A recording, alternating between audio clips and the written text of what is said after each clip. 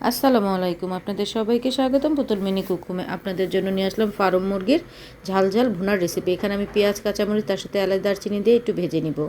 একটু ভাজাভাজি হয়ে গেলে যেমন ফার্ম মুরগি, সাথে টমেটো কেটে নিলাম, 1.5 টেবিল চামচ আদা রসুন বাটা দিব, তার সাথে দিব স্বাদ মতন লবণ দিয়ে এটাও আমি একটু ভাজাভাজি করে নিব। এখন আমি একটু পানি দিয়ে দেবো মশলাটা কষানোর জন্য। এখানে আমি হলুদের গুঁড়া দিব 1.5 টেবিল চামচ, মরিচের গুঁড়া দিব 3 টেবিল চামচ দিয়ে ভালো করে মশলাটা কিন্তু জিরের গুঁড়া দিয়ে দিলাম 1 টেবিল চামচ। এখন অল্প একটু জিরের গুঁড়ো দিলাম, পরে আমি জিরে ভেজে আবার দিব। মশলাটা আমার কষানো হয়ে গেছে, ফার্ম মুরগিগুলো আমি দিয়ে দিচ্ছি।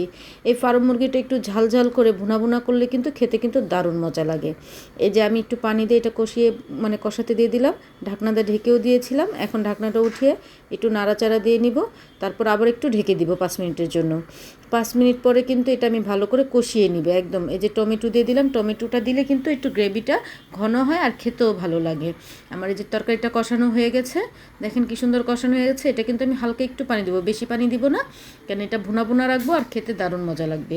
এটা আমি হালকা একটু পানি দিয়ে নেড়ে চেড়ে এখন কিন্তু আমি ঢেকে দিব 5 মিনিটের জন্য। 5 মিনিট পরে কিন্তু ঢাকনাটা উঠিয়ে আমি জিরে কিন্তু ভেজে নিয়েছিলাম, এটা কিন্তু গুঁড়ো করে এখন উপর দিয়ে দিয়ে দিব।